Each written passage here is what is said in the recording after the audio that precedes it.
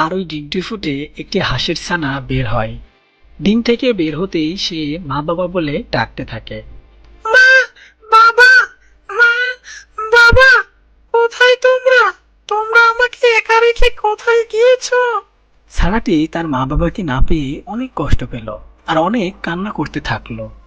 হাঁস ছানাটি তো জানতোই না যে তার জন্মের অনেক আগেই তার মা বাবাকে একটি দুষ্ট শিয়াল হত্যা করেছে। ছানাটি আর্তনাদের সাথে বলে, মা, বাবা, কোথায় তোমরা?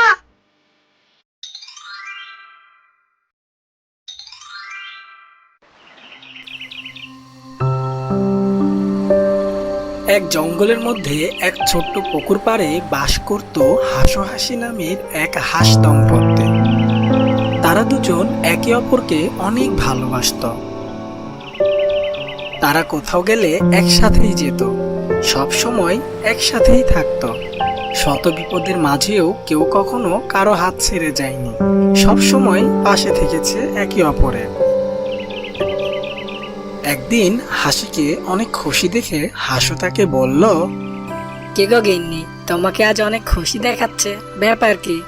তখন হাসি জবাবে বলে, আরে সেই খুশির খবরটা বলতেই সেই কখন থেকে তোমার জন্য অপেক্ষা করছে।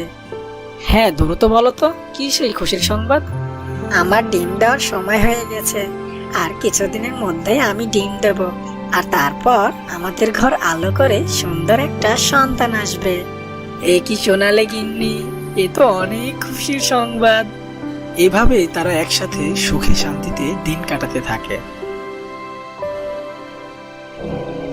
হঠাৎ একদিন তাদের জঙ্গলে এক দুষ্ট শিয়ালের আগমন ঘটে। শিয়ালের ভয়ে সব পাখিরা তাদের ঘর থেকে বের হয় না। জঙ্গলে যেন হাহাকার নেমে এসেছে শিয়ালের ভয়ে। অন্যদিকে হাসু ছুটতে ছুটতে হাসির কাছে যায়। তখন হাসি ডিম পাড়ার জন্য তাওয়াতে বসেছিল। তখন হাসু বলে, গিন্নি, দ্রুত এখান থেকে আমাদের পালাতে হবে, না হলে যে আমাদের শিয়ালের পেটে যেতে হবে। হাসুর এমন কথা শুনে হাসি ডিমের তাওয়া থেকে উঠে আসে আর বলে, হ্যাঁ, এই কি শোনালে গো, তাহলে কি আমাদের এখন শিয়ালের পেটে যেতে হবে? আমাদের সন্তান, এর কি হবে? না না, দ্রুত চলো, এখনই এখান থেকে পালাতে হবে। এই বলে তারা দুজনেই দ্রুত ঘরের বাইরে বের হয়ে আসে। আর আসতেই দেখে ওই শিয়ালটি তার বাড়ির সামনে এসে হাজির। শিয়ালকে দেখে হাসু হাসি অনেক ভয় পেয়ে যায়। আর ঠিক তখনই শিয়াল বলে, কি রে, তোরা দেখি পালিয়ে যাচ্ছিস, কিন্তু এখন তো তোদের আর পালানো হবে না, এখন তোদের দুজনকেই আমার পেটে যেতে হবে। ভয়ে ভয়ে তখন হাসু বলে, শিয়াল ভাইয়া, আমরা তো তোমাদের কোনো ক্ষতি করি নাই, তুমি আমাদের খেও না, আমাদেরকে যেতে দাও। আরে ধুর, ইমোশনালি কথা বাদ দিত। দয়া মায়া করলে যে আমাকে না খেয়ে দিন কাটাতে হবে, আর আমি তো না খেয়ে থাকতে পারি না। এমন নিষ্ঠুর হয়েও না শিয়াল ভাইয়া, আমার হাসি কিছুদিনের মধ্যেই ডিম দিবে, তুমি আমাদের উপর দয়া করো, আমাদের ছেড়ে দাও। এই দয়াটাই তো আমার নাই। এখন দ্রুত বলতো, আমি সবার আগে কাকে খাবো? তখন হাসু বুঝে ফেলে যে এই শিয়াল তাদেরকে খাবে। আর কোনো উপায় না দেখে হাসু হাসিকে বলে, ওগো গিন্নি, এই শিয়াল আমাদেরকে ছাড়বে না, আমাদেরকে ওর পেটে যেতেই হবে। তাই আমি বলে কি, আমি শিয়ালকে বলবো আমাকে খেতে, আর আমাকে যখন খেতে যাবে শিয়াল, তখনই ওই সুযোগে তুমি পালিয়ে যাবে। এই কেমন কথা বলছো তুমি? এত বিপদের মাঝেও আমরা কখনো কারো হাত ছেড়ে যাইনি, সুখে দুঃখে আমরা একে অপরের পাশে থেকেছি, আর তুমি আমাকে এখন পালিয়ে যেতে বলছো? বোঝার চেষ্টা করো হাসি, কিছুদিনের মধ্যেই আমাদের সন্তান এই পৃথিবীতে আসবে, সেই পৃথিবীর আলো না দেখতেই তুমি তাকে হত্যা করতে বলছো? কিন্তু হাসু, কোনো কিন্তু না। এমন সময় শিয়ালটি বলে, আরে তোরা নিজেদের মধ্যে কি খুজুর মুজুর করছিস? আগে কে আমার পেটের মধ্যে আসবি? দ্রুত বল, ক্ষুধায় আমার আর তর্স হইছে না। তখন হাসু বলল, শিয়াল ভাইয়া, তুমি আগে আমাকে খাও, আর তারপরে তুমি ওকে খেও। ঠিক আছে, আগে তাহলে আমি তোকেই খাই। হাসু তার মৃত্যুর কথা না ভেবে শিয়ালের কাছে সেঁপে দেয়। আর শিয়ালটি হাসুকে কামড়ে কামড়ে খেতে থাকে। আর এই সুযোগে হাসুর কথা মতো হাসি সেখান থেকে পালিয়ে যায়। হাসুকে শিয়ালের মুখে রেখে হাসির পালিয়ে যেতে খুব কষ্ট হচ্ছিল, কিন্তু হাসিকে নিরুপায় হয়েই পালিয়ে যেতে হলো। এদিকে শিয়ালটি হাসুকে কামড়ে কামড়ে খাচ্ছিল। হঠাৎ সে লক্ষ্য করলো যে সেখানে হাসি নেই, পালিয়ে গেছে। তখন খাওয়া থামিয়ে শিয়ালটি বলল, আরে ওই হাঁসটি কোথায় চলে গেল? শিয়ালটি এদিক ওদিকে তাকিয়ে দেখলো, কিন্তু কোথাও হাসিকে দেখতে পেল না। তখন শিয়ালটি বলে, এই বেটা তো শেষ, একে এখানে রেখে ওই হাঁসটিকে ধরে আনে, আর তারপর দুজনকে একসাথে করে নিয়ে বাড়িতে যাব, আর 2-3 দিন আরামে খেতে পারবো। এই বলে শিয়ালটি হাসুকে রেখে হাসিকে খুঁজতে যায় আর খুঁজতে থাকে। আর এদিকে পুকুর পাড়ে এক ঝোপের মধ্যে হাসি একটি ডিম পাড়ে, আর তখন কাঁদতে কাঁদতে বলে, আজ যদি আমার হাসু বেঁচে থাকতো তাহলে এই ডিম দেখে ও অনেক খুশি হতো। যাই, ডিমটি ঢেকে রেখে আমাকে পালিয়ে যেতে হবে, না হলে ওই শিয়ালটি আমাকে সহ আমার ডিমটি খেয়ে নিবে।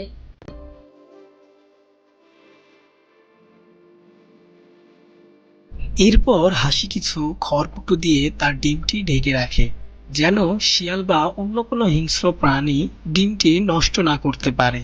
ডিমটি ঢাকা হয়ে গেলে হাসি আবার পালাতে থাকে।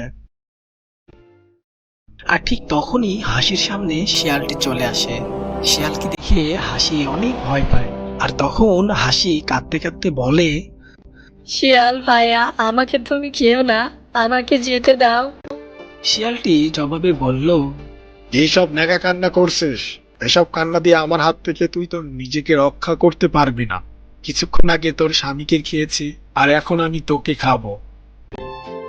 আর এদিকে ওই ঝোপের মধ্যে মা বাবাহীন ভাবে পড়ে থাকে ডিমটি। এভাবেই কেটে যায় বেশ কিছুদিন। আর ওই ডিমটি ফুটে একটি হাঁসের ছানা বের হয়। ডিম থেকে বের হতেই সে মা বাবা বলে ডাকতে থাকে। মা, বাবা, মা, বাবা, কোথায় তোমরা? তোমরা আমাকে একা রেখে কোথায় গিয়েছো? ছানাটি তার মা বাবাকে না পেয়ে অনেক কষ্ট পেল আর অনেক কান্না করতে থাকলো। হাঁস ছানাটি তো জানতোই না যে তার জন্মের অনেক আগেই তার মা বাবাকে একটি দুষ্ট শিয়াল হত্যা করেছে। ছানাটি আর্তনাদের সাথে বলে, মা, বাবা, কোথায় তোমরা?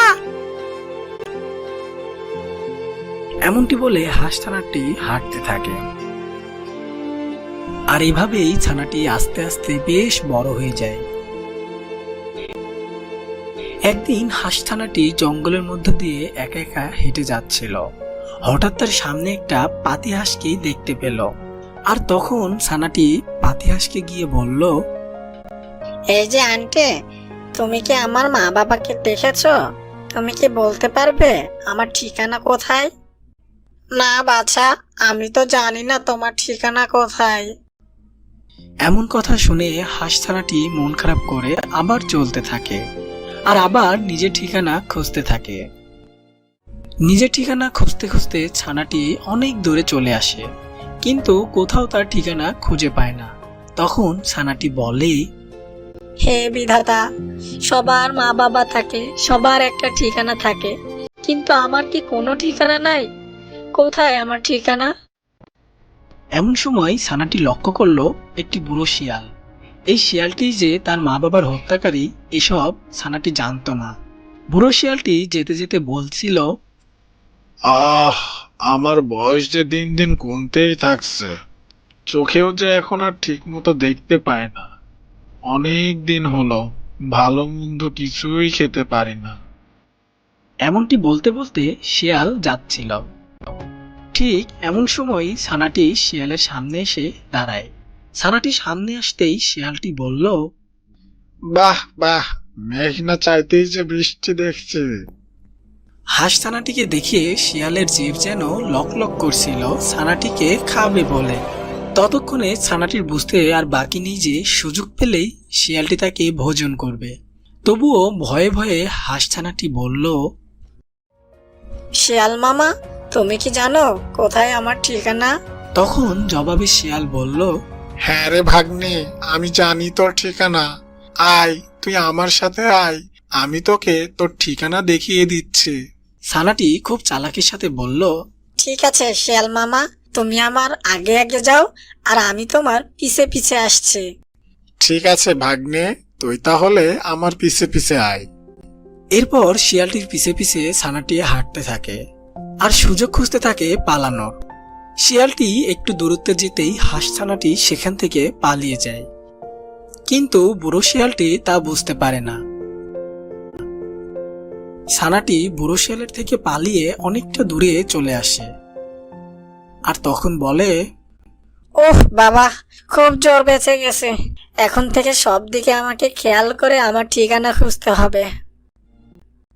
এরপর ছানাটি আবার তার ঠিকানা খুঁজতে থাকে আর এইভাবেই তার ঠিকানা খুঁজতে খুঁজতে তার জীবন অতিবাহিত হতে থাকে।